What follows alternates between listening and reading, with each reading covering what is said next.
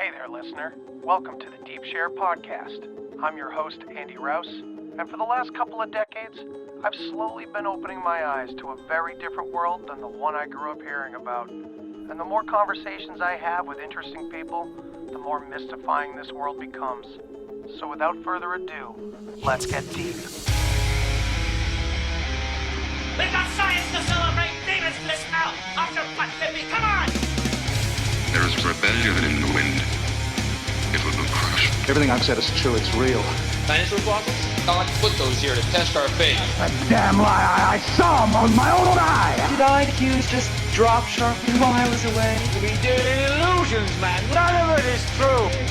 I'm not insane. This is mass madness, you maniacs! In God's name, you people are the real thing! We are the illusion!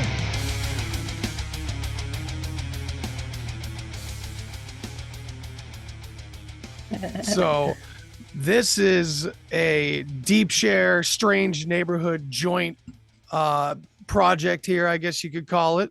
How's it going, Kalen? Great. How are you, Andy? Very good, very good. And so I've been researching this guy, Laurence Gardner, should I say Sir Laurence Gardner, and a number of other authors in this area, but mainly Laurence Gardner. And we decided to do a book report on Realm of the Ringlords by Sir Laurence Gardner. And I think it's important to read his full title. I don't know if you've read his full title, but it's I'm like, I was having to look up parts of it to be like, what does this fucking mean? Oh, that means night or whatever. It's a lot. And you can actually find an interview with him explaining some of these titles as well. And, especially the Dragon Court situation, because that aspect, his talk about it is very interesting. He talks about being approached by this Dragon Court and everything. And then you learn about Nicholas de Vere and it's like, what? So we'll have to get into some of that here and there. But his full title, let's just do this little about the author. Laurence Gardner is an internationally known sovereign genealogist and historical lecturer, distinguished as the Cavalier Lebrun de Saint-Germain. He is presidential attaché to the European Council of Princes, a constitutional advisory body established in 1946. He is also prior of the Sacred Kindred of Saint Columba, a Knight Templar of St. Anthony, a Fellow of the Society of Antiquaries of Scotland, and attaché to the Grand Protectorate of the Imperial Dragon Court, 1408. Formerly attached to the Noble Order of the Guard of St. Germain, founded by King James VII of Scots, 1692, ratified by King Louis XIV of France. He is the appointed Jacobite historiographer royale. Boom. Crazy, hey? That is one hell of a title.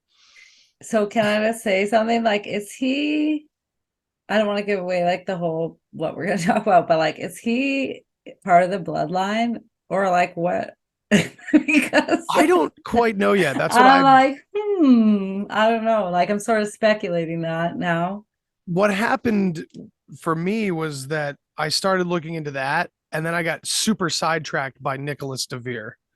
And I've heard the name Nicholas de Vere over the years, and I know these books are out there, so maybe some of our listeners already know about these books, but this is news to me. Laurence Gardner basically took the information that he learned through this Dragon Court connection and put out this, helped him a great deal on this book.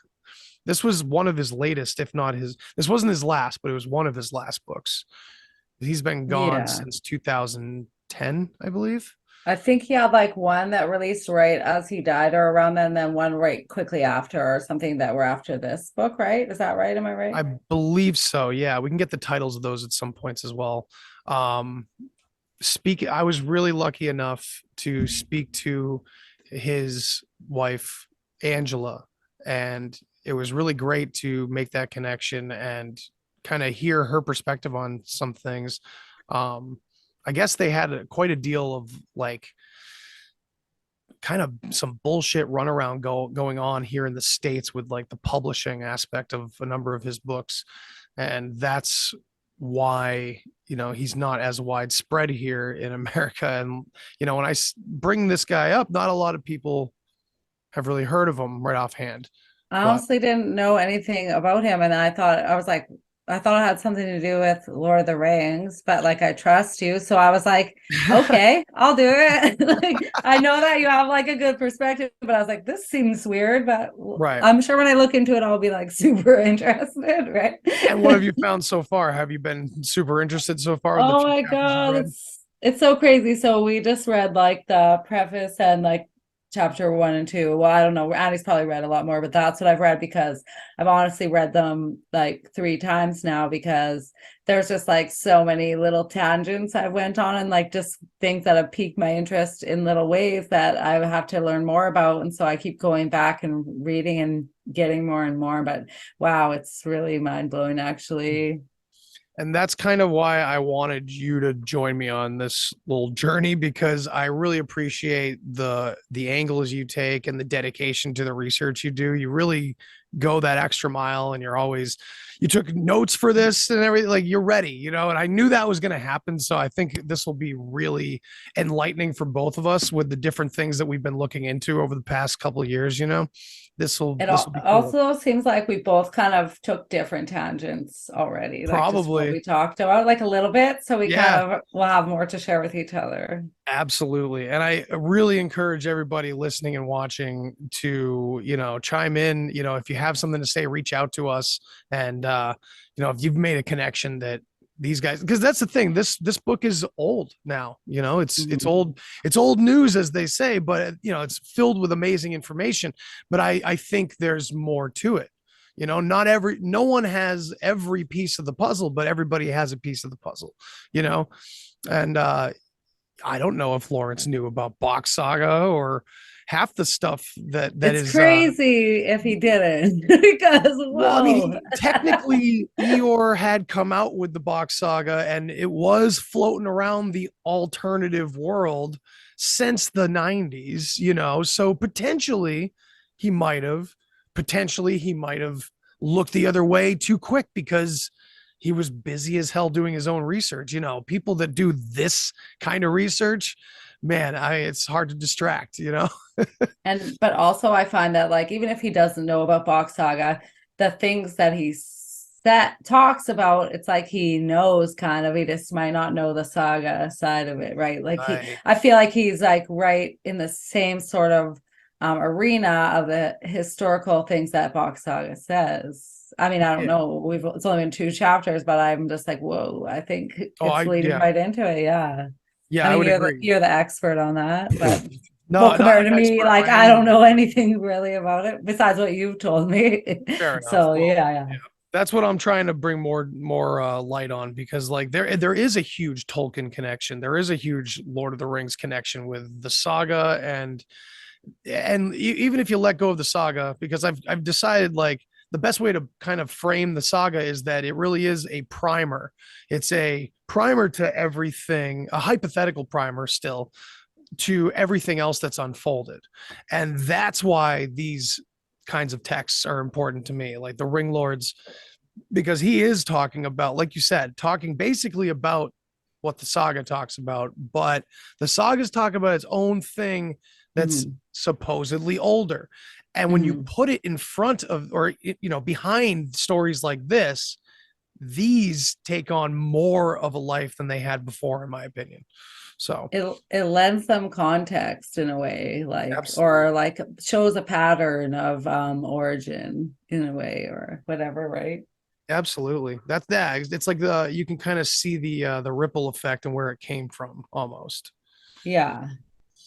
So I just like, first thing when I opened the book, I seen the acknowledgements, and they're like obviously all his things that he's like attached to in his titles, but his acknowledgements that I thought were like really interesting were the sacred kindred of Saint Columba, which I try to find some information about that, and it's all very convoluted, and like there's like a Saint Columba from Spain, and there's like the. So do you know anything about the Saint Columba? And that No, I no. haven't found anything yet. Yeah. I So haven't looked for that one. I mean, I did find some stuff, but we can talk about it maybe a bit later when because I have it's just like a I'm well, let curious me now. just Yeah. okay, I'll open it up. Let's do it. Let's do it. Let's get into it. We don't even have to read yet.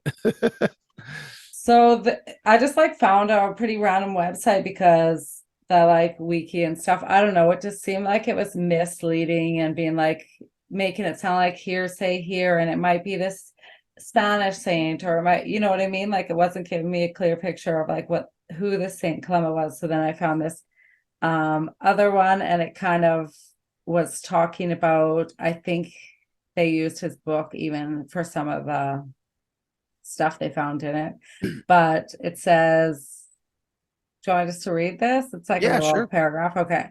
It says Saint Columba was born in the country of Donegal in Ireland. It says country, but maybe it means county, or maybe it was a country in that time. In the year of 521, and was connected both on his father's and mother's side with the Irish royal family. He was carefully educated for the priesthood, and after having finished his his priesthood studies, he founded monasteries in various parts of Ireland. And it goes on to say there's something about a dragon connected to him. To Laurence? To Saint Columba. Oh. I don't know. This is a lot of words, and I didn't really get this note together that good, but I think that's something to like maybe look into a bit more. Yeah, because as we progress. honestly, like as soon as I looked at the acknowledgements, I was like, okay, what are all these groups? Like obviously I know what the Order of the Knights Templar, but of Saint Anthony, like I'm not really sure. And all the rest. So there's this Sacred Kindred of Saint Columba, the Royal House of Stuart, obviously and the European Council of Princes. Then the Noble Order of the Guards Saint Germain, which I had never heard of, and the Imperial and Royal Dragon Court and Order, which I honestly had never heard of. And I was just like, what the fuck are these? And then so I went to the website of the Dragon Order. Have you been to that website of theirs? Oh, yes. It's run by Abby, Nicholas de Vere's daughter. Yeah, exactly, right? Because unfortunately he's passed, so we won't be able to get him or Laurence, unfortunately, on the show. So yeah, and he has like a weird little cryptic thing about Laurence that's kind of like, it's like he's trying to say something about the book. I don't know. It's like he's trying to like say it's not connected to us, but it is, or like, I don't know, like it's like a cryptic little part that he says about it. And so I was like, oh, that's interesting. But yeah, I'm not familiar with their relationship, and I haven't gotten that far with, I haven't asked Angela or, because I just kind of, I've heard that name for years, just never was looking into other things, and now that he's come up very recently in the past few days. I'm just like, what? And another interesting, who I told you about this is a little bit of a sidetrack, but still, another name that was connected to Laurence was Tracy Twyman. And that was really interesting because again, it was another name that I've heard so many times, but I've just was busy looking into other things. I just knew that's a name that's in our community. I had no idea that she was that steeped as an author in occult wisdom and the bloodlines and all that kind of stuff. She was like the only interview I really found with Laurence that I could listen to at length, which was cool. And then when I look her up, it's just all related to like Isaac Cappy and her. How is she related to? Not her related directly, but like her name relating to, the whistle blowing, all of his claims and stuff like that. And she committed suicide and everything. And I'm just like, whoa, yeah, quote unquote. And it's just like, whoa, this is crazy. And it was like a whole separate rabbit hole that I didn't expect to get into when leading up to reading this book. I was like way off base. So this Nicholas It, DeVere thing and the Dragon Court kind of hooked me too. So I think we're going to be probably talking about that throughout this, and he's probably going to talk about it a lot in this book anyway, you know. it seems like he's leaving room to like explain about these different things he's a part of later. And because I've looked up a few websites and then they used his book as a reference, and they've like, so I think it is coming up eventually where we're going to learn the history of these different secret societies, I guess, that he's a part of, or like brotherhoods, ancient brotherhoods that he's part of, and what it has to do with all of this.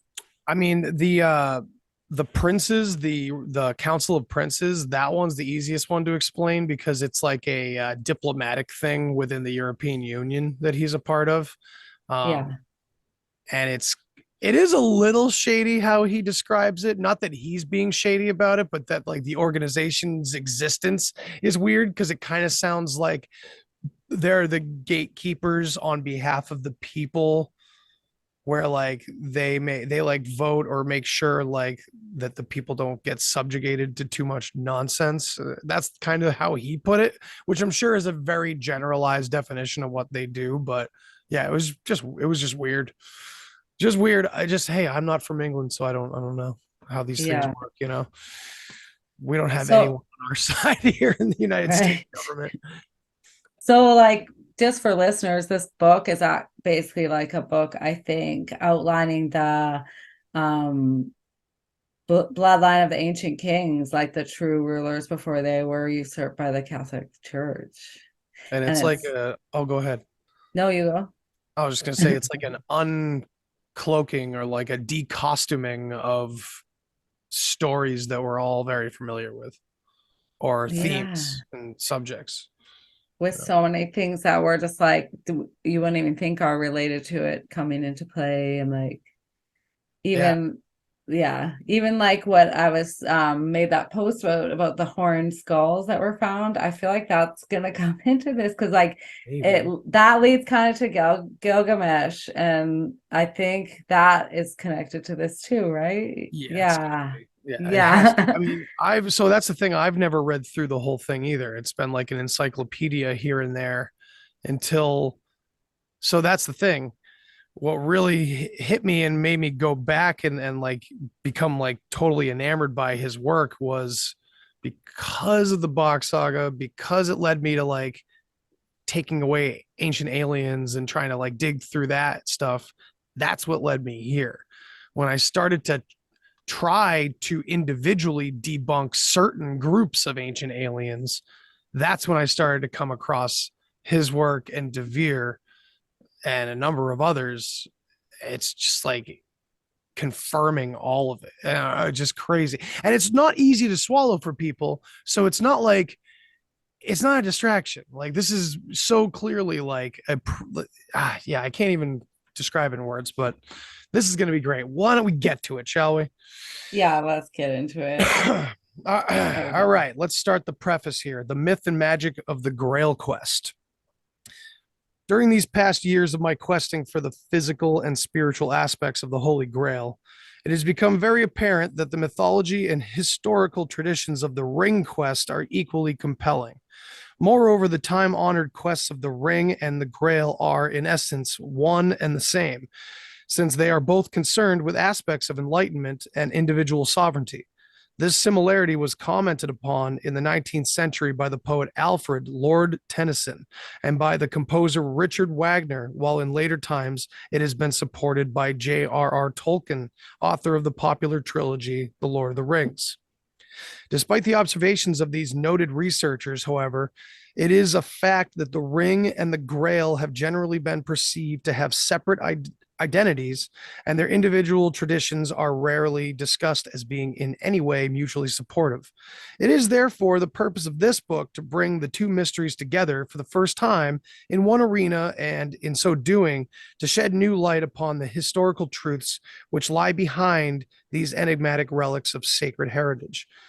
And, you know, before I go any further, there was this awesome quote in the beginning of the book. Let me see if I can grab it. It was, of course, now it's going to take me a while to find. There we go. Fable should be taught as fable, myth as myth, and miracles as poetic fancies. To teach superstitions as truth is horrifying.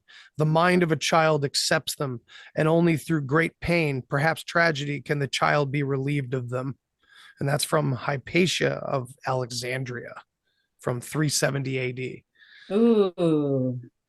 The reason why I think that's important is just because of how early it is. And it's like, this is when the birth of these mythologies began, this changing of the guard, if you will, I think. Yeah, I think that when we take this kind of like these old stories, really literally, we're missing out on so much of the true meaning, which is obviously allegorical. Like it's like when there's like magic happening, it's, I don't know, or mythical creatures, it's a reference to something symbolic. And when we take it literally, we lose the entire meaning. Like there is real magic in the allegory. It's just different. It's very hard to put into words, right? Yeah. Like, because it is allegory and it is literal, but it's almost like both of those have been twisted and people like flip them on accident. Because it's like you throw out the wrong thing, it's like, yes, take it literally because these were events that happened. These were representing people.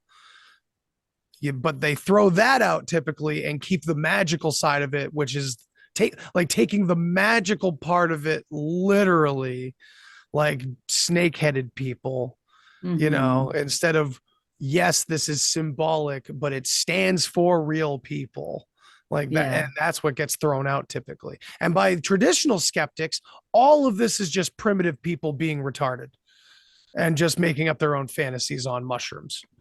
It seems crazy that like that would ever be like a conclusion, because like that's all we have is like the mythos of the past, right? Yeah, that's all we are as storytellers. Yeah, so like if we throw it out as some kind of fancy like campfire tale just to entertain, like that's really silly. Right. So I think we'll probably jump around a little bit. We won't read every paragraph because, honestly, probably go out and buy the book, everybody. But, just also, this is somebody else's work, but we will be reading quite a bit of it. I mean, I literally spoke to the woman that owns the rights to these things. So she seemed like she was excited that it was happening. I even inspired her to start reading it again after 20 years. So who knows? Maybe she'll have more to say on the topic eventually. Well, we'll skip ahead here. One aspect of my writing, which has prompted a certain amount of inquiry over past months and which I introduced in Genesis of the Grail Kings, is the establishment of the Hungarian Order of the Dragon. In this respect, I have imparted some further information in Chapter 18. By way of an extract from these sources, the position concerning the officers of this closed, non-joining fraternity is as follows. The order is currently registered at the High Court of Budapest as the Imperial and Royal Dragon Court and Order. It says Ordo Draconis. 1408. The Grand Chancellor is Chev. What is Chev short for? I think it's Chevalier. Oh yeah, it means knight. Knight. Yeah. Dr. Georgi von Varhegi Lair, Count of Oberberg. Now, Oberberg is a really old name, so that's cool. Definitely heard Jim Chesner say that name before, and Michael Desarion. Of course, I don't remember the context. With inner court members, including HRH Prince Michael of Albany, head of the Royal House of Stuart, Grand Duke Peter Gallicin of Carpathia, and Baron Wadiank Zoltan. Emissary. His name is Nemissary. You know what's crazy is that how intertwined all these people are, like they're like with each group that he talks about, like they're all in a few of the groups or something. Yeah. So he goes on to list Bishop Bella Cernak is the Grand Prior in Transylvania and Chevalier Baron Andreas G. von Lehr, the Grand Prior in Germany.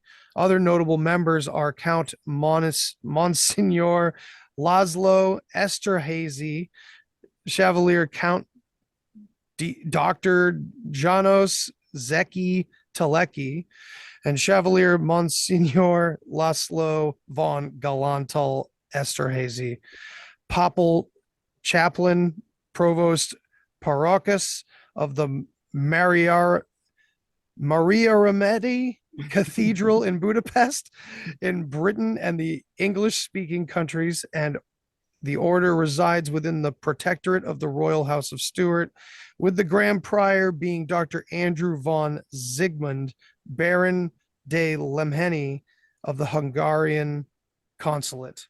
I apologize for some Dude, you're way braver than me. Like I'm always just like choking on these names and old words. Like, so sure, I'm just like, skip it. Somebody really it. cool with a really weird name. Yeah, a bunch of old dudes. Yeah, really old shit. guys. Yeah. So that was most of the introduction there. It's a really short preface. But yeah, we'll move right along here to the first chapter, The Ring and the Grail. So this is really cool. We're getting into it here. Yeah. Eternal quests. One ring to rule them all, one ring to find them, one ring to bring them all, and in the darkness bind them. J.R.R. Tolkien's The Lord of the Rings is one of the most enchanting and successful tales of all time. First issued in the 1950s, this famous trilogy could just as well have emanated from the Dark Ages or medieval times, for it has all the qualities and attributes of the most ancient Grail and Ring traditions. This was made possible by the fact that Tolkien, an Oxford professor of Anglo-Saxon and English language, had the legendary, right? Interesting part to add. So spot on, right? This guy's super educated and super connected, actually. So where he like studied helped him fuel his folklore or his like story with folklore. So it's interesting. And I've said it on the show before, but just to say it in context here is that Tolkien wrote his first Elven languages right after translating Finnish grammar, which is so crazy. That's really cool. Finnish language, which is kind of like the Swedish Finnish line. Yeah. It's blurred, and there's all these people speaking root. It's nuts. So anyway, yeah, if Tolkien didn't know about Bach Saga, very much like Gardner and what's his name, Nicholas DeVere, like they know maybe more from a different angle of history, but it's so far removed still, that's what I sort of think. Saga's a preface, but anyway, okay, so he was an Oxford professor of Anglo-Saxon and English language, had the legendary wealth of ages at his fingertips, and molded his story accordingly. As a result, the masterwork became the most popular individual publication of the 20th century. The Ring Quest has a history that dates far back into the mists of time, beyond the pyramids of Egypt and the walls of Babylon. It has lived on through the era of the pagan gods and has seen the rise of Buddha, Christ, and Muhammad. Remarkably, its traditions and allegories remain alive and intact to this day, evoking the imagery of a long distant past. Despite the many centuries of church and governmental indoctrination designed to sway us from the quest, its enlightened truths draw hard upon our collective memory. Consequently, the difference between fiction and suppressed fact is inherently recognizable, and the ancient lore sits very comfortably in today's environment, having, as we shall see, a perpetual moral truth at its heart. Isn't that crazy? He's saying so many things I've tried to say in better words. Yeah, I just love that whole paragraph so much. It just like really paints the picture of like how ancient the Ring Quest is, and like, yeah. Do you want me to read some? Sure, if you'd like to. Sure. Yeah, I anticipated just reading this whole thing. So anyone that we have on that wants to take up the mantle a little bit, sure, why not? Sure. Okay, in considering the history of the Ring Quest, its parallel association with the Grail Quest becomes increasingly apparent, as do the origins of fairies, elves, pixies, sprites, gnomes, and goblins. Ringlords is also deeply rooted in many of the best-loved nursery tales and provides the essential facts behind numerous time-honored characters of popular legend. And that sets a stage too, because this is some of the stuff that I've slowly discovered over time too, where all these stories that we have such important roots to them. I think it was the Great Deception, the Great Deception podcast. I think that's where I first heard about like the Cabbage Patch Kids and stuff. Oh yeah, And I'm yeah. like, oh my God, what is happening? Like every story we have just goes back to these. It's like they're trolling us or something. Yeah, it's really strange. I'll read this next one too. Okay. Grail stories are generally associated with Arthurian knights roaming the wasteland in search of the sacred relic. But the genre also embodies many other questing tales, incorporating such characters as Cinderella, Robin Hood, Sleeping Beauty, and Count Dracula, which I'm pretty curious to see how Count Dracula reflects the Ring Quest. I mean, like, I did read it, but I can't really remember like the details and stuff. But yeah, I guess probably the blood or something, maybe. It's going to be interesting. I know a little bit about it, but not from this book, just from an interview with DeVere again. Oh, so yeah. Very interesting. He has a whole situation about like vampirism and stuff. Probably in this book to check it out before the next episode. So each account holds its own separate mystery and fascination, but it is not generally understood that in one way or another, they all stem from a common historical base, which is rooted in the ancient culture of the Ringlords. Even though some of the themes have their origin in very old lore, the majority of these tales were newly slanted from the Dark Ages onwards, when the church set its sights against the ring traditions. That means like all these old tales were flipped and switched around to serve the Catholic Church, which is at crazy one too, point. Because the Dark Ages, that's right about. I mean, what years are we looking at? It's like for the first it's like 500 to 1500. I can't remember. Yeah, it's somewhere around, maybe even up to just 1200. I can't remember. We'll get to it, but like it's right around there. And yeah, it fits in with like the historical narrative of like what the church was doing in that time, for sure. Like, just dude, it was 500 to 1500 AD. Yeah. Dark Ages. So he's saying that that's when this happened, which is really crazy, because that's when the Catholics destroyed Udenma in the Box Saga. Oh, really? The end of the 1050 AD, right smack in the middle of the Dark Ages. But it was going on beforehand and after. Yeah. You know, but 1050 was the big moment in time that was awful and like totally destructive, which aligns with so many other stories that we've all kind of learned about the Catholics and what they did to the pagans, whether you still are on one side or the other, or you can view this, you know, both of these perspectives at the same time, you know, but one way or the other, this is what happened in a lot of cases. So it's not like the Box Saga is too original there. It's not like this is saying anything new, but it's confirmation, in my opinion, just more and more confirmation. Yeah, and whatever belief you come to this with, once you read this book, it kind of flips everything on its side a little bit anyway, and you see things from a completely different perspective, I feel like, after. Yeah, definitely. Yeah. Okay, so this was especially the case from medieval times, when the persecution of heretics was in full swing, leading to the brutal inquisitions, which began in the 13th century. Yeah.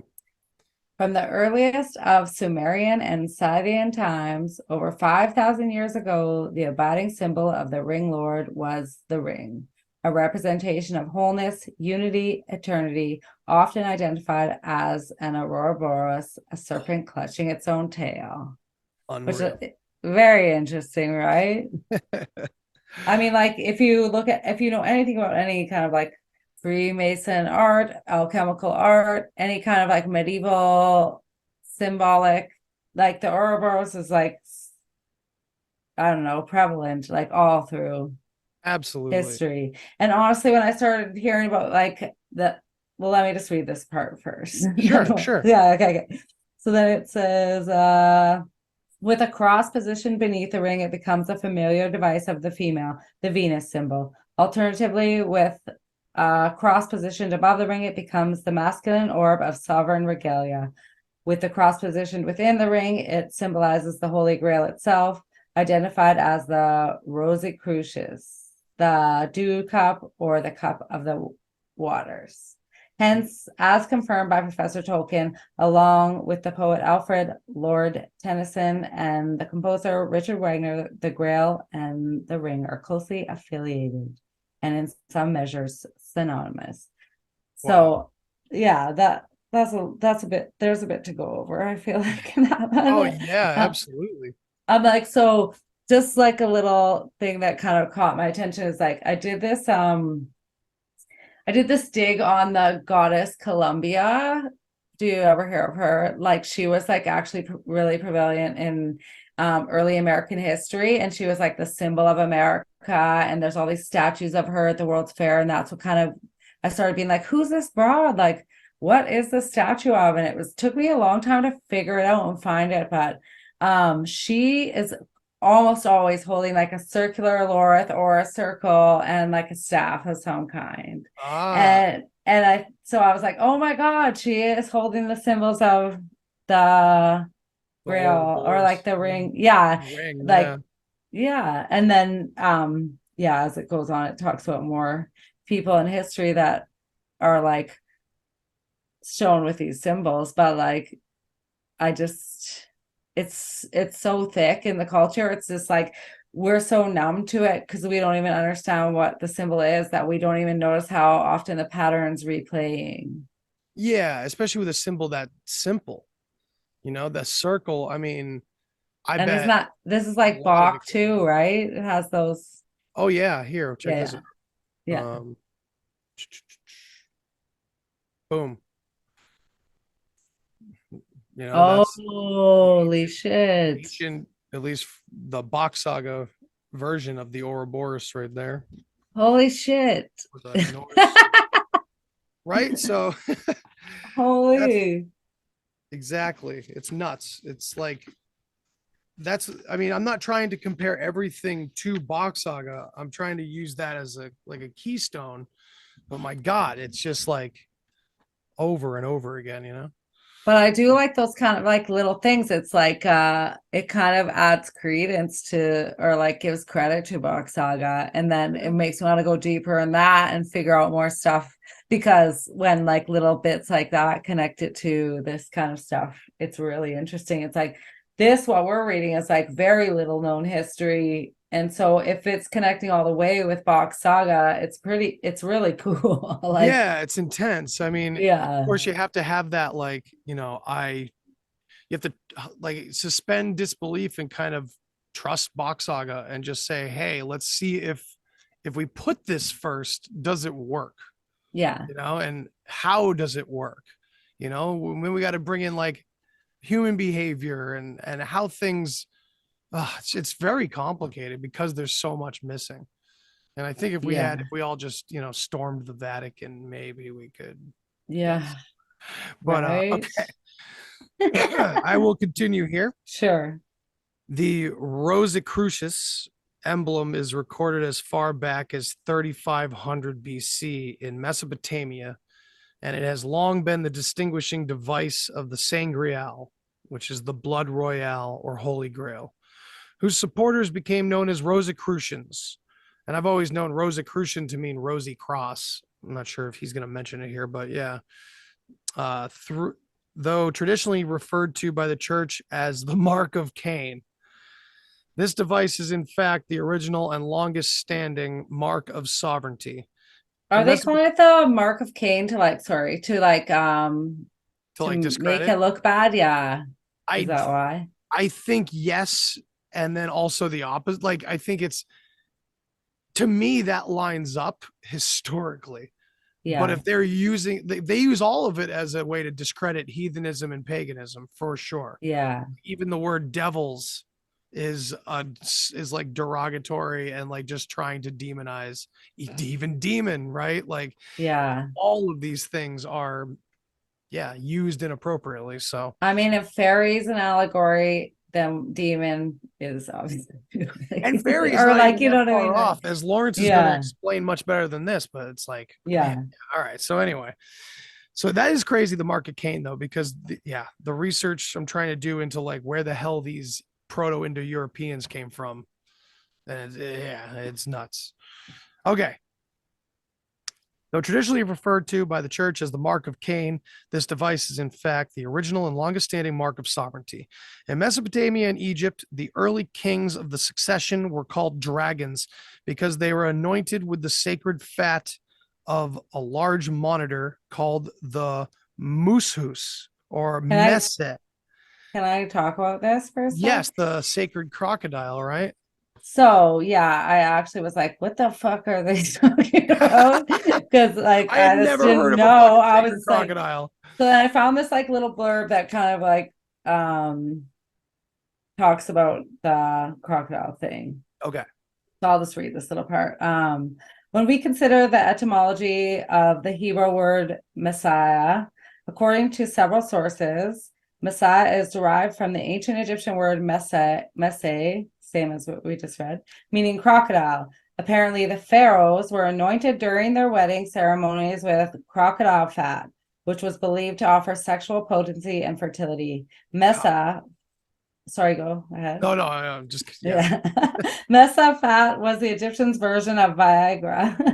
The Oh my Jews supposedly adopted this ancient custom and anointed their prophets with olive oil for lack of crocodiles in the Holy Land. This leads to the bizarre conclusion that the ultimate root of Christ is crocodilian. Reptiles. I think more like he's saying like it like the like Messiah comes from crocodile, but not like literally like Christ was a Right. crocodile, but like Right. this is the allegory that led to, or like they are connected in the allegory of like Absolutely. the crocodile fat anointing the kings of Egypt, the royal bloodline.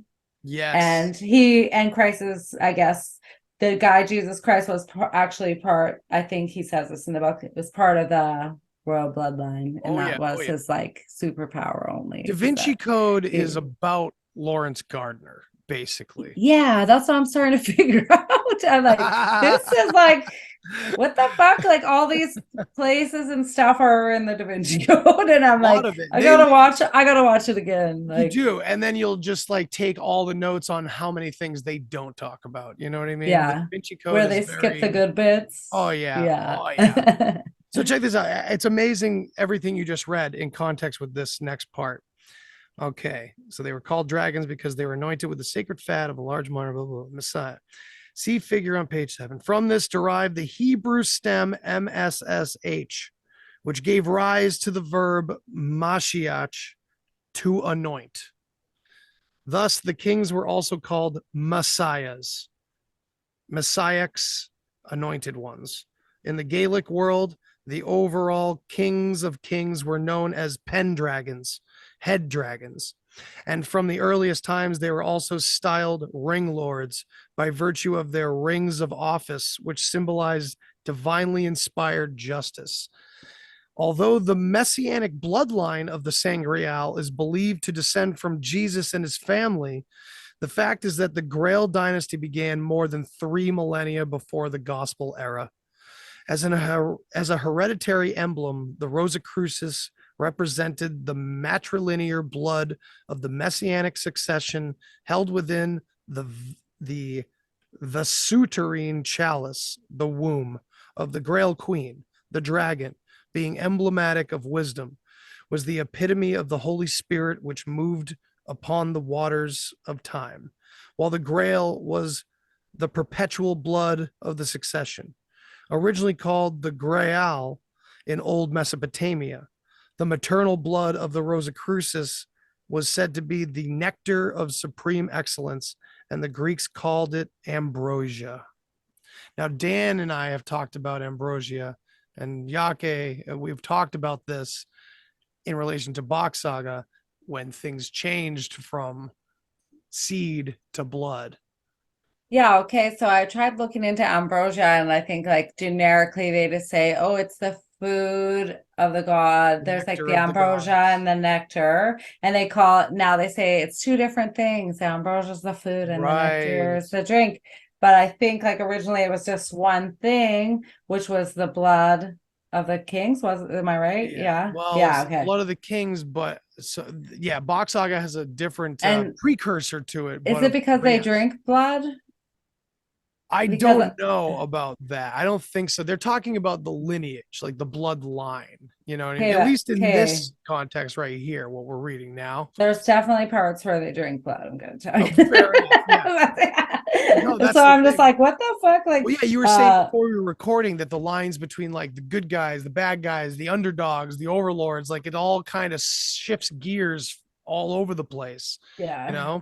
And what we yeah, end up really chasing after is human ego when we're looking for the yeah, bad guy, right? Okay. exactly. Let's see. Where did I end here? Okay. Tolkien's ring, I think you Tolkien's wrote. ring. For all practical purposes, the mythology of J.R.R. Tolkien's The Lord of the Rings can perhaps be seen as an intuitive parable of governmental suppression and of the combative quest for liberty and justice. It is essentially a tale of territorial lordship and of power vested in the wrong hands, a dark power which has to be destroyed in order to return the wounded Middle Earth to its former equanimity. In its own way, the story is entirely reminiscent of the central precept of Grail lore, which determines that only when the wound of the Fisher King is healed can the wasteland be returned to fertility. And you Okay, know, it's so he, interesting. Yeah, you go go ahead. ahead first. No, you go first. We're both too nice. No, you, no, you, no, you. Tolkien, you know, what I've always been told and what I believe the movie showed was that he wrote these due to the friendships and follies he experienced throughout the war-torn eras of his time.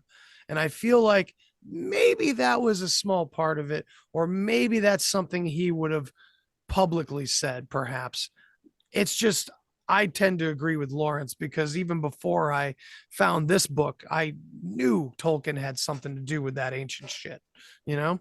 Yeah, and it's like, yeah, maybe that's how he wrote about like the character development in the friendships and stuff going on there. But like, Yeah. I think like the mythos of the story is actually like, it's sort of weird because it is like a snapshot of maybe ancient history, but also it seems like it's repeating now and maybe has repeated even between, because it feels so similar to like now even like we're like the overlords are like, it seems like they're multiplying in great numbers and they have like our backs against the wall, and it's just like this hero's tale of like how are we gonna save ourselves How are we from going to overcome the the dragon or leaders, yeah, or like it what may not be the dragon anymore, the you know what I mean? power that be or whatever, Right. which is the actually like turns dark, like the Right. it's It's the so never ending much, story. It's like yeah. all of our mythos. Yeah. It really And is like, is it just replaying? Yeah, and as we have a victory, then will it just succumb to that again? And you know what I mean? yeah, the endless cycle. Yeah, Because the Ouroboros. the Ouroboros. Oh, okay. Should I read a bit? Sure. Sure, okay. Tolkien's story begins with Bilbo Baggins, a hobbit who has acquired a magic ring that can render its wearer, sorry. Mine's a little blurry, so if I mess That's up, okay. just let me know. Having bequeathed it to his heir, Frodo Baggins, Bilbo promptly vanishes on his 11th 11th 11th birthday, which is he was 111. If no one's heard the word 11th before, like me. Gandalf the wizard is concerned because he believes the ring to have been made long ago by the evil Lord Sauron, and that it is having a negative effect on the Middle Earth environment, where the once sublime forest of Greenwood the Great is beset by oppressive forces to become known as Mirkwood. Bilbo has originally purloined the ring from a strange underground creature called Gollum, and on testing it, Gandalf discovers it is certainly the ring of Sauron, the One Ring, which binds various others within its ultimate power. Meanwhile, the dark forces have been driven out of the forest by the elves. but they now gather to the east in Sauron's land of Mordor, where they plot to retrieve the ring. There's only, you want to chime in? Just so far, I wonder how Laurence Gardner will talk about this. How it's like he does set like this ring as the metaphor to be completely evil, which is interesting, But anyway, I'll let you It is strange actually, and it's almost like well, the ring isn't it is sort of like has a it has the potential. To be evil, and that's the same as any kind of like power, right? Or any kingly power, like, and probably the temptation is very great when you have that much power and ego to turn to darkness. So maybe that's what it's kind of like alluding to, is that like, yeah, it can do kind of good in good people's hands, but the temptation's so great with it. You need like a strong hero. You need like a pure soul and strong heart, to lead, or the temptation's too great and it will pull you to darkness no matter what. Because even like some of his companions turn kind of dark after a bit, like with their greed for the ring and whatever. That's right. Yeah, it's a constant struggle against their own selves. Okay, I think I'm at there's only, right? Yes. Yeah. There's only one. Yeah, I'll just read the next two, because they're like kind of Lord of the Rings kind of, and then we'll go to the next part. There's only one way to destroy the Ring of Power, and that is to cast it into the fire in which it was forged on the Mount Doom. And so Bilbo's young cousin Frodo and a few hobbits embark on the dangerous journey. Along the way, they are attacked by the Black Riders, but also meet with friendly elves and with Aragorn, King of Gondor, who conducts them to the White Council of Elves and Dwarves, where they learn about the Great War against Sauron. Frodo and the hobbits, forming a fellowship with Gandalf and Aragorn, pursue their course to dispose of the ring, but Gandalf is soon lost to the abyss in a battle, leaving the group without their wizard. At this, a conflict ensues over who should be the leader, and Frodo disappears with the ring to the Land of Shadows. The others set out to find him, but they are now in dispute as to their purpose, because the dark powers are working against them. This is a great setup. Go now if you want. Sure. Okay. Various members of the Fellowship are lost in a battle against the hostile orcs, leaving only Aragorn and two others in the search for Frodo.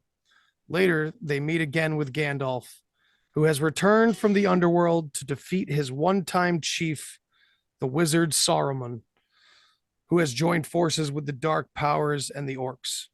Meanwhile, Frodo and his colleague Sam have reached the land of Mordor, but Frodo is paralyzed by Shelob, the giant spider, and seized by the orcs.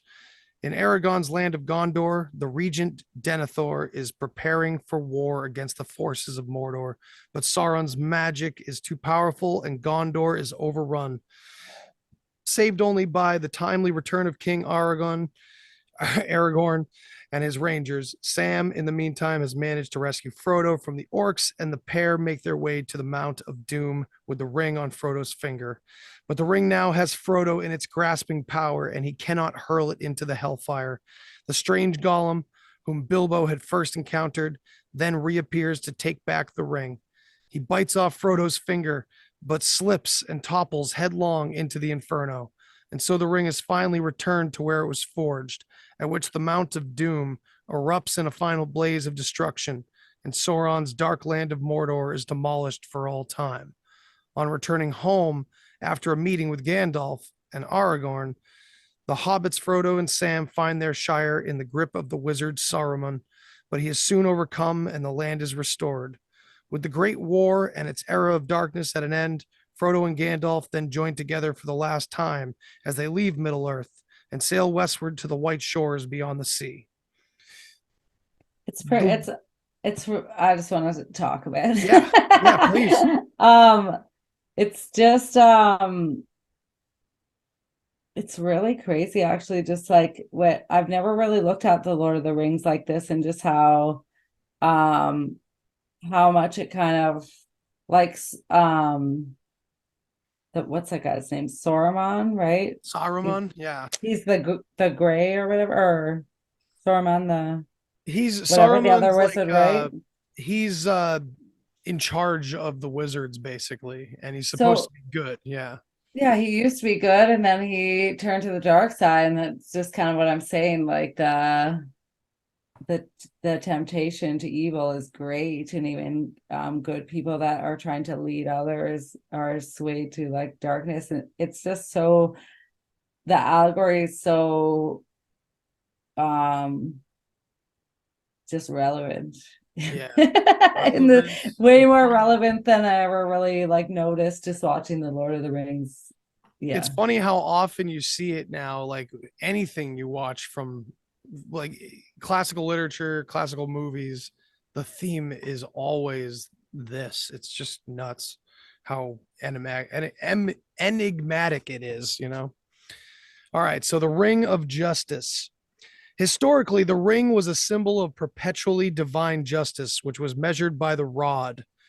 In ancient depictions, the Sumerian goddess Lilith and the Babylonian god Marduk are individually portrayed holding the rod and ring devices. Now, I just got to stop right there and, and go box style again, because they talk about how everything is about sex. And admittedly, when you look into all the old esoteric languages and the text and everything, it really is. It's just a utter celebration of how we fucking got here. Like it's constant and everything. And whether we think it's perverted in the modern age or not, like that's clearly what they were so goddamn excited about for a long time. They're like, can you believe it? Can you? And it feels good. Like, I mean, we gotta tell everyone. Like, we're talking about primitive, like, dare I say primitive man, but not primitive in the way, but like prehistoric, uninformed, you know, like early man, you know? So it's just interesting because the box saga mentions that. They mention how the alphabet is all rings and poles. The story is just rings and poles, rings and poles. No matter what you do, what you look at, it's just rings and poles. It's ridiculous. Crazy. That's like what I was saying about Columbia. Like she's always holding a ring and some kind of staff, and like it's always about that. It seems and that's all over the World Fair stuff you're saying? Yeah, all over it, and all over like the destruction of that world. The national anthem of the United States used to be Hail Columbia, and it was the song about this goddess Columbia. I didn't know that. Oh, that's what I found out, and that I was like, "That's the bitch with the circle." Like she's everywhere. And got the rings and the poles. Kind of did this dive on her. Yeah, that's awesome. I'm sure we'll hear more about it from this book too. Hopefully, seems like it's coming up. Yeah. Okay, so these are in keeping with other portrayals of Mesopotamian kings and queens, as for example, on the stele of Shamash and Ur-Nammu from the 3rd millennium BC. In some instances, the rod is clearly marked in calculable units, like a modern ruler. And in Babylonia, it was referred to as the rule. The one who held the rule was the designated ruler, which is from where the governmental term derives. This is nuts. Can I chime in just for a sec? As much as you want. So I looked up those like examples of ancient Mesopotamian like depictions of the rod and circle. So there, first it was like Lilith, which we've all seen that like Ishtar or Lilith, and she's holding like the 2 rods with the circle above them, and then she has like the owls beside her and the cats by her feet, and she has like bird legs, right? But then next it mentions Marduk, and so I just want to read to you this little bit I found about him. It says, God from ancient Mesopotamia and patron deity of the city of Babylon. When Babylon became the political center of the Euphrates Valley in the 18th century BC, Marduk slowly started to rise to the position of the head of the Babylonian pantheon, a position he fully acquired by the second half of the 2nd millennium BC. In the city of Babylon, Marduk was worshipped, and his symbolic animal and servant, whom Marduk once vanquished, is the dragon. That's awesome. And check out the image I have here of Marduk and the ring and the pole. Oh yeah, I have mine on my phone, but maybe I'll just try and send it to your Instagram, but Sweet. it's like, or I could just show you. Maybe he's like standing and he has a little dragon by his foot there, and he's also I've seen that holding one. Yes, holding a ring on his chest with the pole beside it. And so I thought that was pretty interesting. And like, and you know what's crazy is that statues of Marduk and people like that, who are supposed to be gods, Anunnaki, look exactly like the statues of shit. Now I'm drawing a blank on his name, but you know, one of the most famous kings from Babylon. You know, they look identical, all the same jewelry, all the same hairstyle, like everything is identical.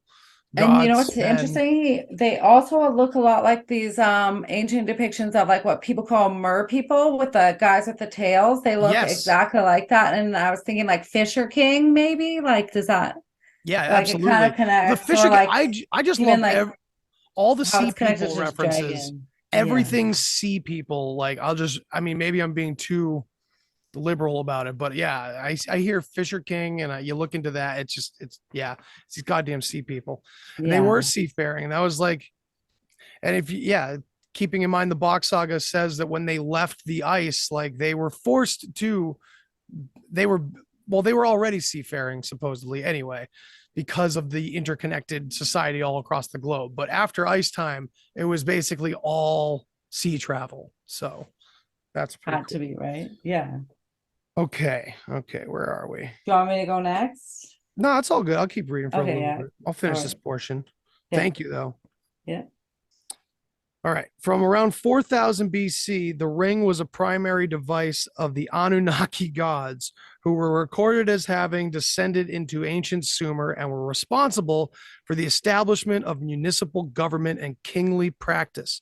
In view of this, it is of particular relevance that when Professor Tolkien was asked about the Middle-earth environment of The Lord of the Rings, he said that he perceived its setting to relate to about 4000 BC.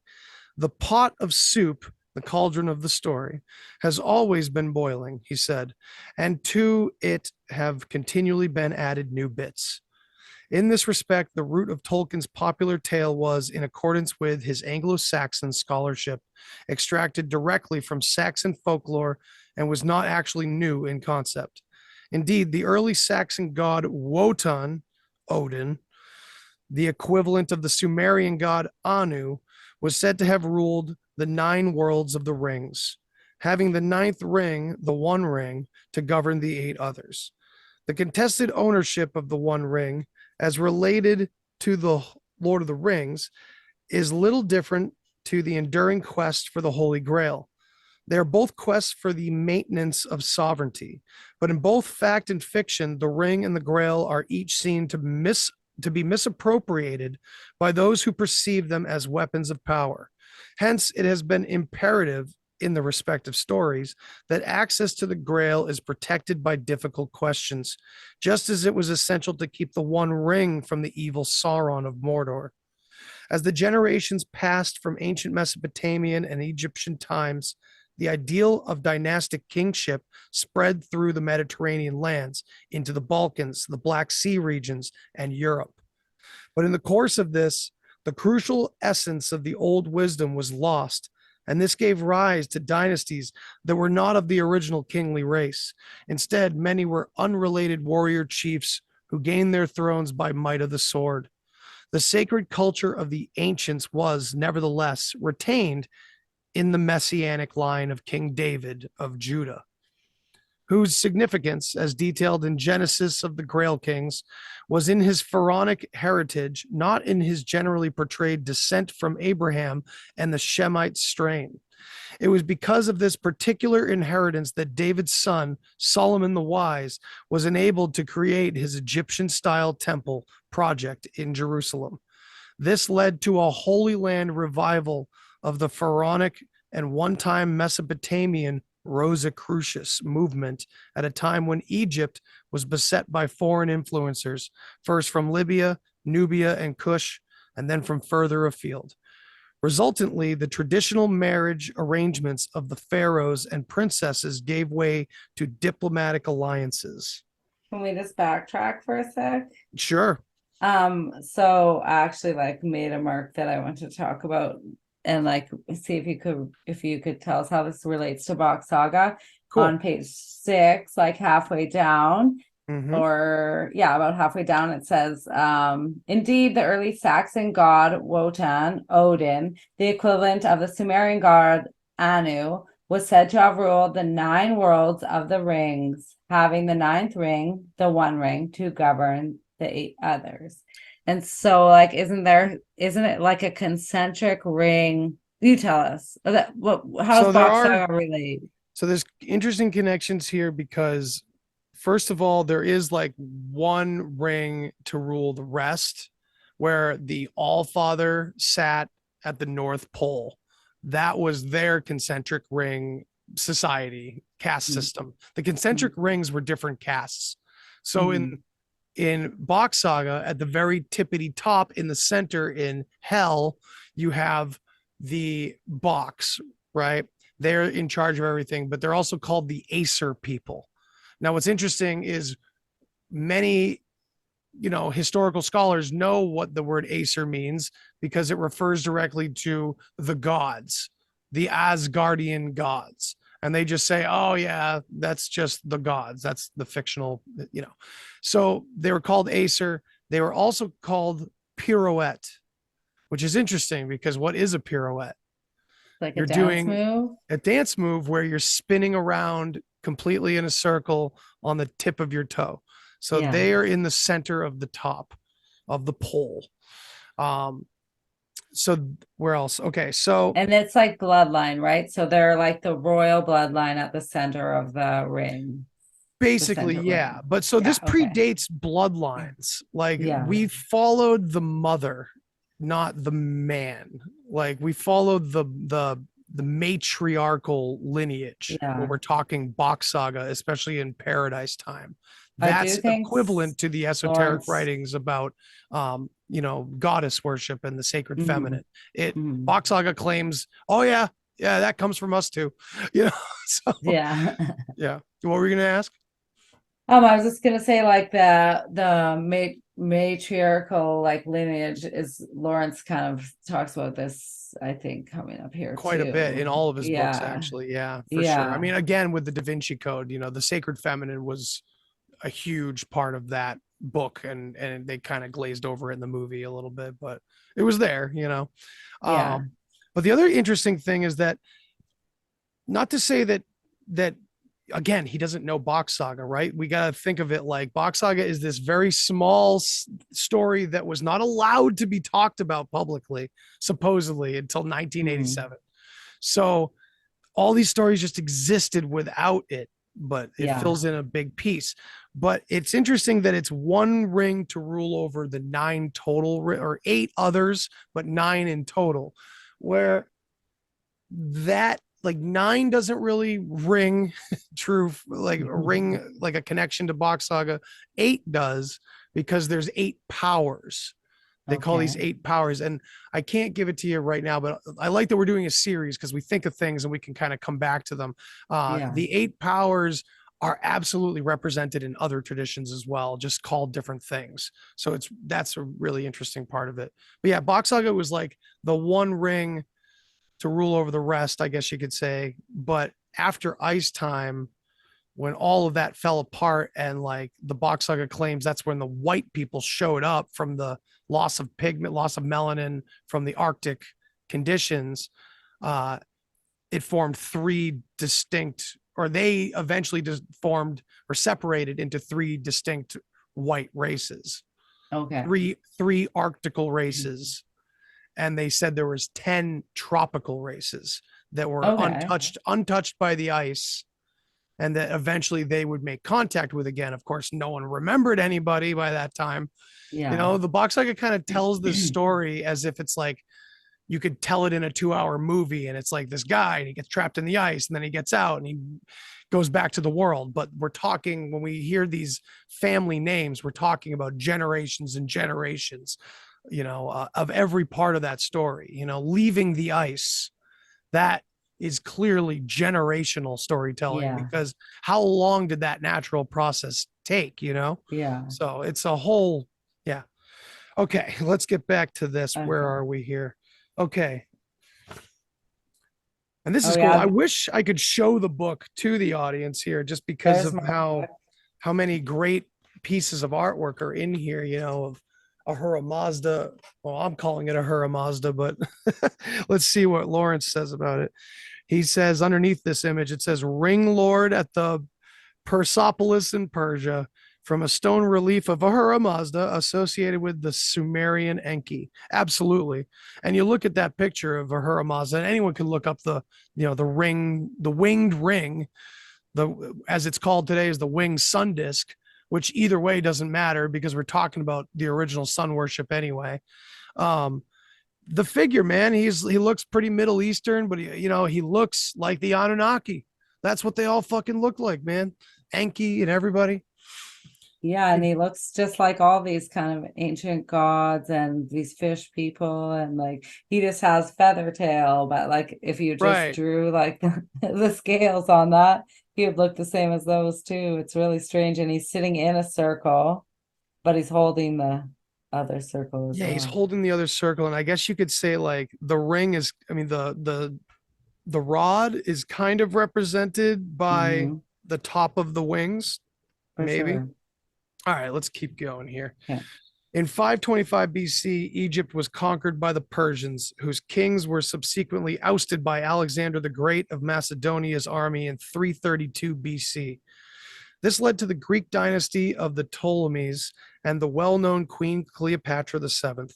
Her liaison with the Roman general Mark Antony caused the final downfall of the pharaohs, and Egypt was subjugated by imperial Rome shortly before the time of Jesus. At length, as the Roman Empire collapsed, Egypt fell to Byzantine governors and then, after 641, to the sway of Islam. By that time, the Grail dynasty from David and Solomon had progressed into the west, notably to the Merovingian kings of the Franks, while related branches established kingdoms in Ireland and Gaelic Britain. These lines were linked through marriage to the parallel strains from the Old Testament characters Ham, Japhet, and Tubal-Cain, which had survived as the royal houses of Scythia and Anatolia.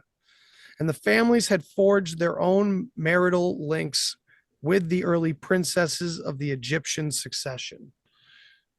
Whew. So okay, can you tell me where Scythia is? Yeah. You ever heard of Khazaria? Yeah. Yeah. So Armenia. Yeah. Yeah, but so also the thing is about the Scythians, they were fucking everywhere. And the more you read about them, like we'll read about it in here and I'll butcher They it here. just come I'll up butcher it for all you the first. But time. like Like the when I'm- word Pixie or Pixie is connected to Scythian. Oh, I feel like everything's Directly. leading back to Scythia. Like I've been looking into like just any kind of ancient historical book. It's like the most like the weirdest branches or like weirdest paths seem to lead to Scythia or the Scythians or whatever. Like, And another thing we'll hear in this book, probably in a later episode, is that there used to be north of Israel, or Israel, right? I mean, it's definitely in Israel. Yeah, northern Israel. There was a city called Scythopolis. I'm not sure if it's still there today, oh. but it sure was. I learned that from Robert Sepper. Robert Sepper's got a wealth of this stuff too. So it's saying like the royal bloodline of the Egyptians kind of went from the Egyptian princesses, it like forged into those areas, the royal bloodline. Is that what it's saying? Okay, let's read it again here because I'm with you. It's complicated when we start getting into so many of these names. All right, so we're talking 525 BC. Egypt was conquered by Persians. All those kings were ousted from the area by Alexander. So then the Greek dynasty of the Ptolemies and the well-known Queen Cleopatra VII shows up. Mark Antony causes the downfall of the pharaohs, and Egypt was subjugated by imperial Rome shortly after the time of Jesus. At length, as the Roman Empire collapsed, Egypt fell to Byzantine governors, and then after 641 to the sway of Islam. So ask again. So actually, it's in the next one at the end of the Okay. next paragraph where it says, Oh, did I because, already read like, the next one on what next yeah, one? yeah. Oh, my bad. because like it says like the Pharaoh dynasty kind of ended with Cleopatra, right? And it became like a Yes. Roman rule. And so and Cleopatra wasn't actually technically even Egyptian, right? She was Right. some kind of She was Mesopotamian or Anatolian, something. I believe. Anatolian, okay, yeah. And so but then she carried the bloodline, but then it says like at the end of the next paragraph it says that some parallel strains from the Old Testament characters Ham, Japhet, and Tubal Cain, which had survived as the royal houses of Scythia and Anatolia, and the families had forged their own marital links with the early princesses of the Egyptian succession. Yeah, so basically, these houses of Scythia and Anatolia, basically usurped Egypt, I think is what they're saying. But I think it's saying like the original pharaohic bloodline actually like joined with those nations from the princesses, right? So oh man, so it bred into the Scythian and Anatolian royalty after the Egyptian pharaohic bloodline, right? Okay, yeah, I think we're gonna suss this out in more detail over these chapters because a lot of this is pretty complicated to get through. It is. That's why I had to read it so many times. I was just like, what the fuck? What are you talking about here? Like, I just had to go through it so slowly each bit and be like, okay, what's this actually saying here? Like, you know what? There's so much information in each one. If I can get my hands on one for cheap or something, maybe I'll roll in a fucking dry erase board and we'll start drawing notes making and like a timeline. Crazy, yeah. crazy. I would love to have a timeline, because especially that's the problem when I started getting into the Scythians and the Phoenicians, because the timelines were just all over the place. And I was so confused. I'm like, am I talking like near the time of Jesus or am I talking Mesopotamia? What's going on here? And it's all of the above. It's all the words are all there. They're all just changed from language to language. A lot of these things are happening at the same time instead That's of the thing, and all throughout, and just they predate, and it's such a seamless kind of flow of time when you think it's like about he's giving like chunks of different timelines of different areas at like sort of during the same period, so we can get a picture of what was going on like fully to all the bloodlines of the royal. And plus on top of that we have to unlearn everything at the same time, so let me just take this hit real quick. Sure, I'll read the next one if you want. The first Pendragon, head dragon, and of the Britannic Isle, Pendraco insularis. From this stock was King. Sorry, do you know that word? Cymbeline. Cymbeline of the House of Camelot. Camelot meaning Camelot, right? Camelot meaning curved light, whence Camelot. Wow. Right. Curved and like light. Arthur Pendragon, and then the kings are actually the Pendragons. Like the bloodline was the Pendragon, right? Right. Yeah, of Camelot. So like Okay, so I'm gonna have to watch Monty Python again, right? Camelot. Get my information. It's only a model. Okay. Okay, sorry. Sorry, it's okay. I just lost my place. So the king Cymbeline. What did you say? How do you say that? Yeah, I said Cymbeline, but I'm guessing Cymbeline. Yeah, that sounds good to me. Of the House of Camelot, who was installed in about AD 10. The British Pendragons were not father to son successors in a particular descent, but were individually elected from reigning family branches by a druidic council of elders to be the overall kings of kings. The last Pendragon was the Welsh king called Cadwaladr.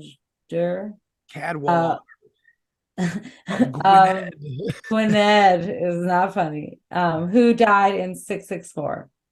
At around the time, much of Britain fell to the Germanic influence of the invading Angles and Saxons. Hence, Angleland, England, was born as distinct from Scotland and Wales. That's Wow. pretty crazy, hey? I So think that's a like bomb. I'd say that's a bomb worth yeah, stopping for. So, and it's something that I've been toying with for a while, and then you find it in this context, and it's like, oh my god, okay, England, Angleland, Anglo-Saxon, Angle. So we got the and word angels and mhm, angles, and I always thought the angle thing was cool, so I researched angle and angel, and I actually used Chat GPT at first, and all it could tell me was the Latin roots of both the words. And I was like, okay, but where did those words come from?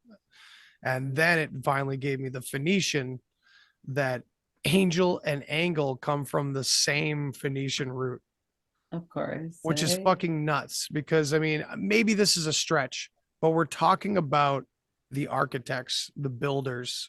We're talking about the masons. We're talking about those who work with angles, and enough to use it as a symbol.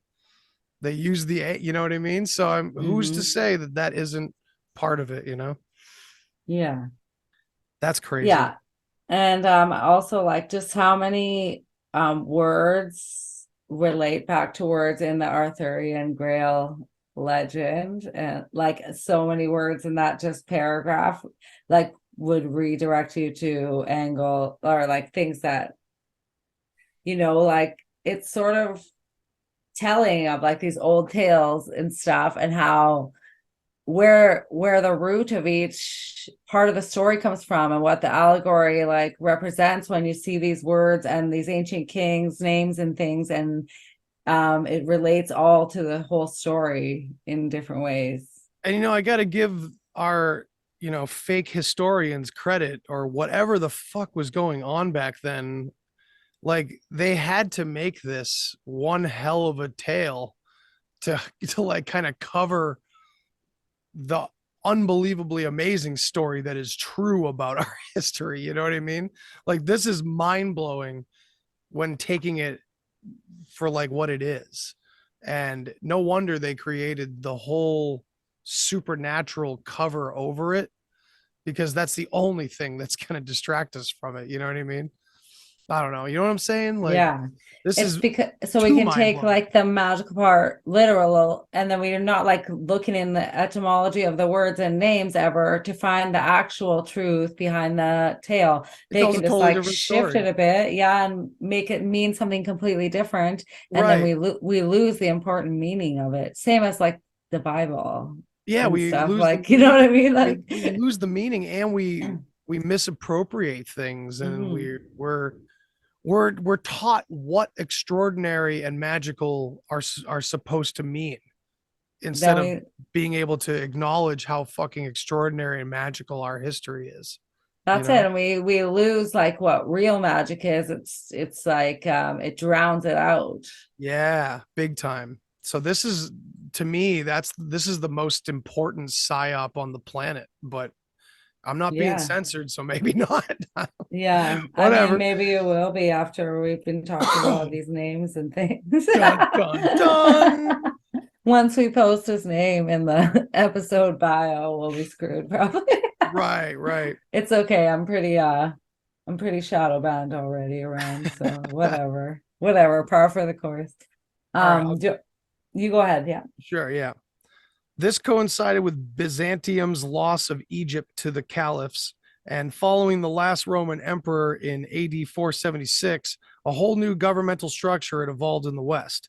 Eventually, its ultimate overlords were the popes, and outside the preserved Gaelic domains, they appointed kings, not by any right of heritage, but to suit the political motives of the bishops and the fast growing Roman church. You should just we should just like think about that. I feel like that sentence is like the premise of like the first two chapters, almost like just say that like this it's about this shift, like Yeah. this whole story is about the shift from the bloodline kings and the way things used to be now be appointed by the church, the Roman Catholic Church. Like And it changes completely. Yeah, it's an yeah. absolute shift. It's a changing of the guards too. So Mhm. that's what makes me really freaked out about the archaic revival and the new world order. Because if we've already had this guard, the Catholic guard, if you want to call it that, whatever's hiding behind the Catholic guard, I don't think it's the same people that are taking over the world right now. I think Right. I think that old guard that we've had to deal with is kind of being like hanged and quartered and drawn and quartered in public or something, metaphorically speaking right now. I don't know. It's really complex, but in view of this, the staunch upholders of the church's articles of dogma openly opposed the pre-papal concept of Grail kingship. These bishops pronounced so basically what they're saying is, and I'm trying not to be disrespectful to any faithful people out there. I'm really not, but I'm trying to boil it down to very simple human terms here. We went from real lineage to God told me I'm king. Like that's wicked rudimentary, but that's basically what we're going from. We're And it going was from basically a manipulation, a political absolutely. manipulation. Like, Well, and a consciousness manipulation, like a cognitive manipulation, of course. yeah. We're literally going from natural to supernatural here. Yeah. This is where we're taking Yeah. and it's the Catholic Church doing it. For sure. Or whatever, as I say, is behind the Catholic Church. Yeah. Right. Okay. Man, that shit's nuts. Every line in this book is magic so far. So I know, right?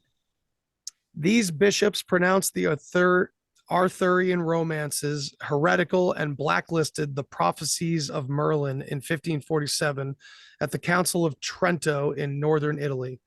Everything that was magic to the ears and all that was fresh air to the subjugated became denounced as sinister and occult. The great enlightenment of the Grail Code of Service was condemned in a series of brutal inquisitions from 1203, and anything remotely connected with the female ethic was dubbed witchcraft. In this latter regard, the church became so fanatical in its opposition to the ring culture that in 1431, when Joan of Arc was sentenced to burning at the stake for her alleged sorcery, one of the main charges leveled against her was that she had used magical rings for curative purposes. Whoa. Crazy.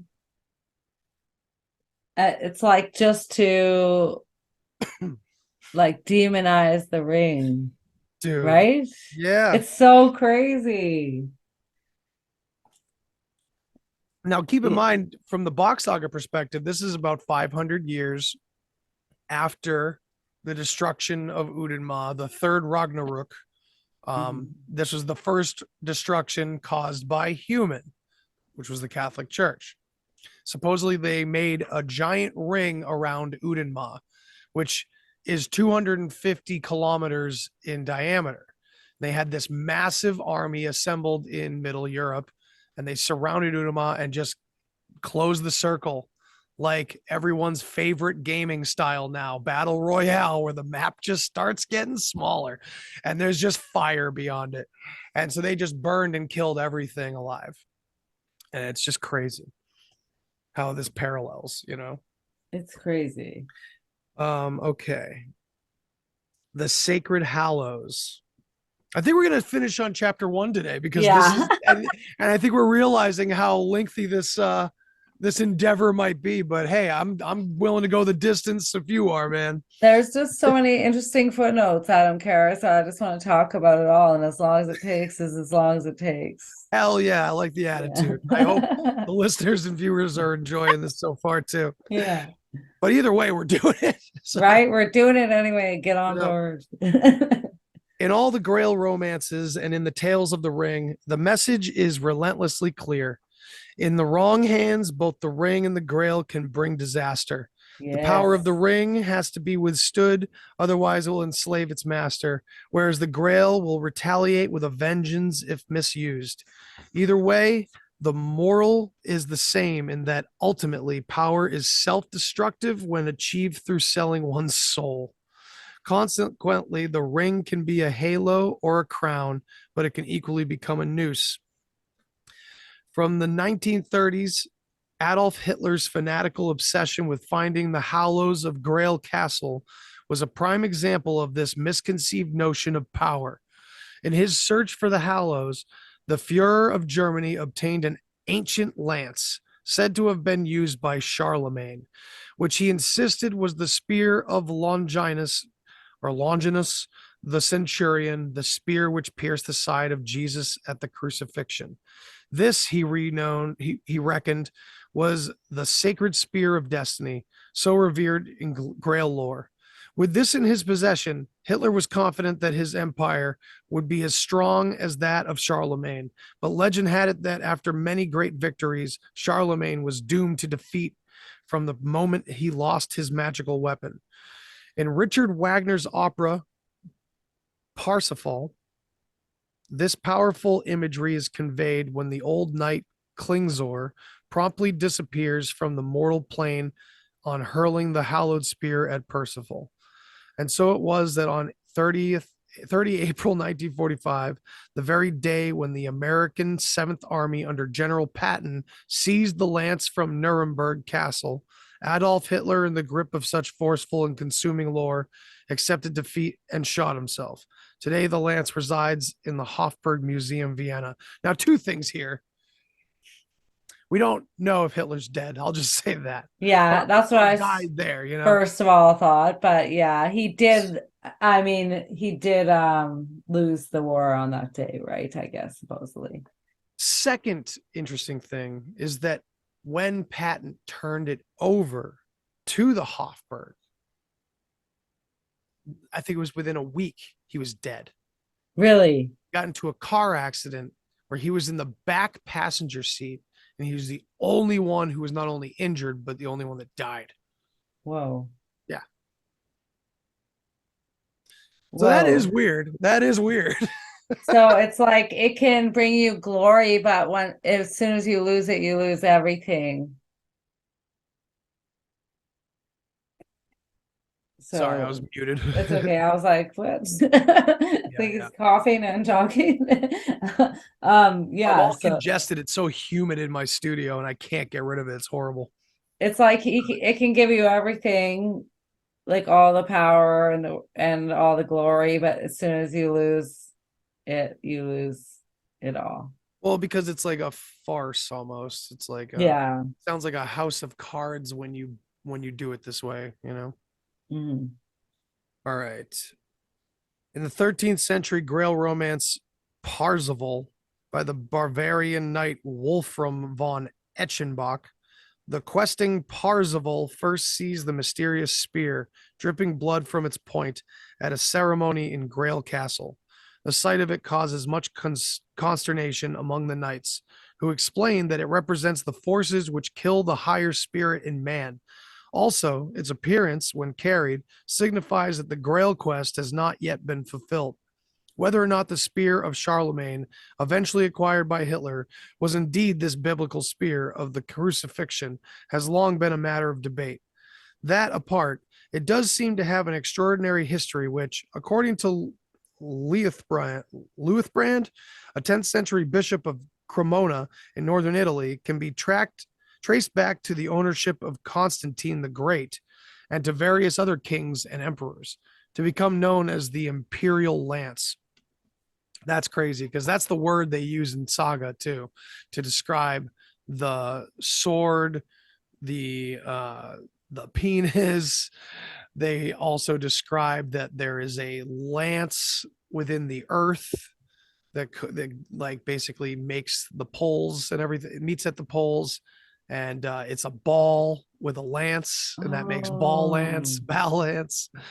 Micro, macro, that lance is the toroidal field, supposedly, that the Box Saga also talks about. So, you got something? Sorry, I cut you off there. No, I was just agreeing with you. I was just thinking about how like the pole going through and the ball, how it's just represented on a large scale, what we see represented in the small symbolism everywhere. It's just like, yeah, like Same micro, goddamn story. macro. Yeah, it's Just crazy, over and over and over again. And it right? gets that to me feels very psychedelic because I felt like, you get that like expansion of time sometimes on psychedelics, but then also you have that.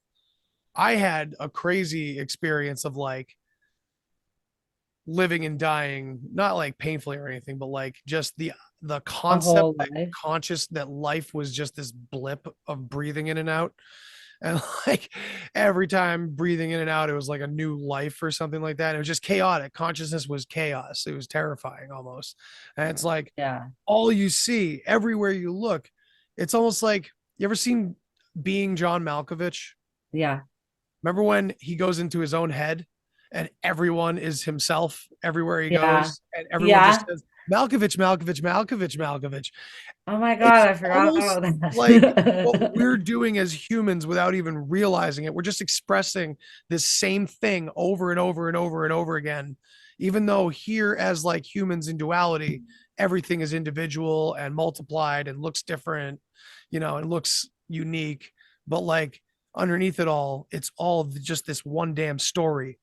I don't, these archetypes playing over and over again. It's It's so true. weird.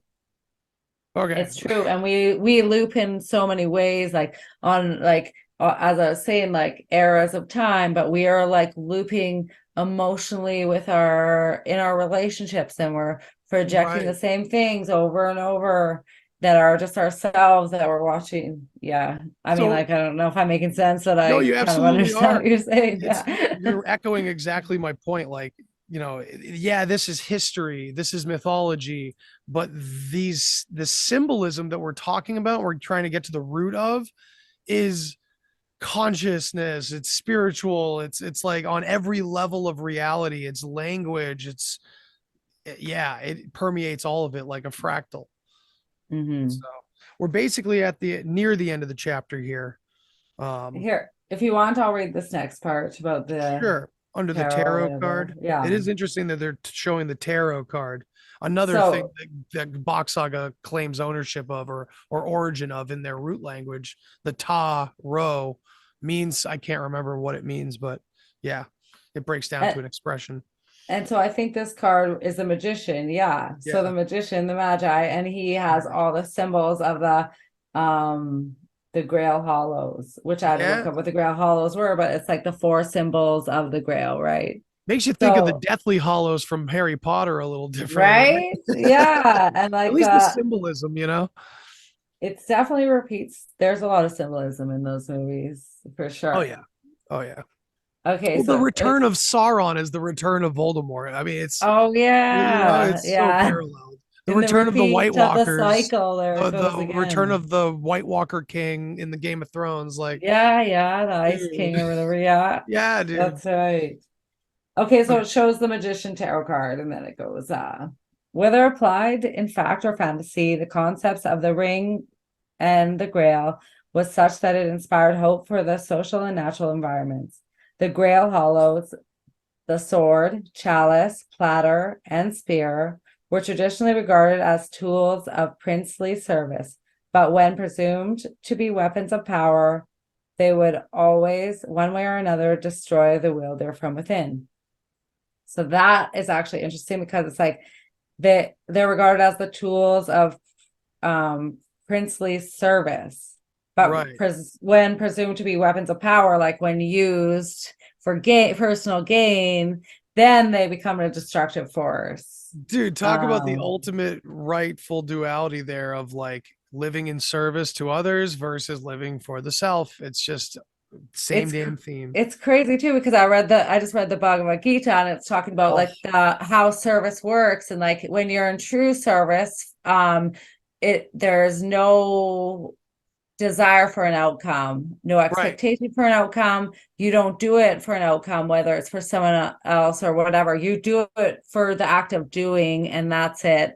And any expectation of like an outcome is sort of like takes away the virtue of the service. Hell yeah. Okay, so then You it want to says, keep going? yeah, sure, I'll just read this Cool. last little bit of this paragraph. These hollows were represented in the four suits of the tarot's minor arcana as the swords, cups, pentacles, and wands, subsequently to become the spades, hearts, diamonds, and clubs that are familiar in our playing card decks. So the four hollows of the Grail are on our everyday playing cards, which is so fucking crazy. Yay. That's so awesome. Yeah. All You right, want to go here? yeah, sure. I'll finish up the chapter Sounds great. here, and then we'll go on to chapter 2 in chapter 2 in episode 2 of this, because man, Sounds awesome. I love how slow we're going too. That's important. We need to suss as much as we can out, and hopefully the audience will have twice as much as we have, you know?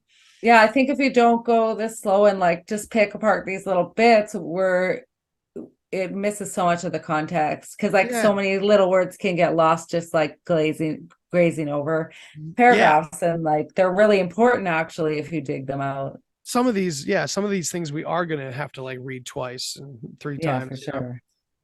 Clearly, a major inspiration for Tolkien was the legendary tale of King Solomon's ring, which, although not mentioned in the Bible's Old Testament, appear in other traditional Hebrew writings. In the Talmud, Solomon is reckoned to have been the mightiest magician of his age, and his great wisdom and considered judgment as a sorcerer king are directly attributed to his ownership of an enchanted ring, with which he summoned the demons of the earth. This famed son of King David was the ancestral model for the Merovingians of Gaul, who were themselves noted sorcerer kings in the Ringlord tradition. In the same manner as King Solomon, Tolkien's Sauron used his one ring to command the demons of the earth, charging them to build the Tower of Mordor, just as Solomon used his demons to build the Temple of Jerusalem. The rings were also similar in that each had the power to corrupt and destroy its master. Solomon's ring achieved his downfall through the agency of the demon Asmodeus, whereas Sauron is presented as his own destructive demon. Along with the rings, there are also similarities concerning the possession of light radiating jewels, with Solomon's being the Shamir, while that of Tolkien's elf king Thingol, right? Sorry, Lord of the Rings fans. In the Silmarillion was the Cimmeril, each of which is said to be an heirloom of the respective king's race. That was a lot, even just there. The Asmodeus too, man, look upon my works and despair.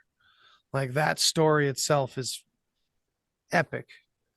So and I sort of think was thinking how like when the Catholic regime took over, like appointing rulers, they changed the old stories to like demonize people. So was Solomon that bad of a guy, or was this like a version that came later of him? Like, was the original story, was he summoning demons? Because they tend to lend this like satanic thing to the stories after, and like summoning demons to me sounds like he raised his fucking army. Yeah. You know, and then they wanted to be, they're the good guys, so they were against his army, and then that's sort of what I was thinking too. Like, and that's the thing, no good guys, no bad guys, right? Just humans being human. And there's probably a lot of good guys on all these sides back then, you know. But man, we got that's chapter 1 of what, like 30 chapters or something. Yeah. So I mean, I'm sure they'll go faster as we go a little bit, because we'll have the context more for some of these. Absolutely. This was like original shock and awe, to be honest. Like, as much as I've read little bits of his already, like just going through it subsequently like this was really good. And wow. So and I'm super excited for like chapter 2, because there were so many things I found that I was like, I wanted to talk to you about. Now like, I gotta wait now. And that's all right. We'll build up more. And also, I do want to still bring on some other people too with us We've talked about that. There's a couple people I have in mind that have already said hell yeah to the idea. And I think the discussions might be even longer, but Yeah. I'm okay with that. I think it'll be great, you know? So Yeah, and if you look at like what each chapter is called, it sort of gives you an idea of like kind of who to bring on and who would fit those kind of Exactly. chapters and have some insights for us for sure. yes. So I think we'll have a lot Cap of it. fun with this. Yeah. Thank you, Kalen, for joining me on this epic journey. This is Yeah, it was I'm glad to have someone awesome. along for the ride to help carry this load a little bit. Honestly, it's really good to have like a new project that I just have to like kind of like dig into as I go because I got a lot happening Right. in life right now. So it's like Yes, you're it's moving. it gives me the direction, so I'm not like floundering for things to talk about and stuff. Like I'm on a path now, so it's gonna be good. It's gonna keep me Cool. going for a while. Yeah, me too. And yeah, this won't be the only deep share episodes coming out. I think I'll put these out as we can get them recorded, you know. Same but for me. yeah, and I'll probably do yeah. my regular kind of stuff and Absolutely. probably have like 2 episodes coming out a lot of the time a week and one of these and whatever else I'm doing. So yeah. Hell yeah. That's- All right. that's- So okay. yeah, until next time, everybody, thank you so much for joining us on this epic quest through Realm of the Ringlords by Sir Laurence Gardner. I'm Andy Rouse. And I'm Kalen Gettler. See And, you all next time. Yeah. Peace. Thank you so much. Thanks for listening to this episode of the Deep Share Podcast. If you want to hear more, then hit that subscribe button. Follow me on all the social places. And remember, think for yourself, but don't always believe what you think. Till next time. Human sacrifice, dogs and cats living together, that's hysteria. Enough, I get the point. You have meddled with the primal forces of nature. And you will atone. What do we know? What do we know? If I know what we know, then I can tell you what we know, and if someone else knows, okay?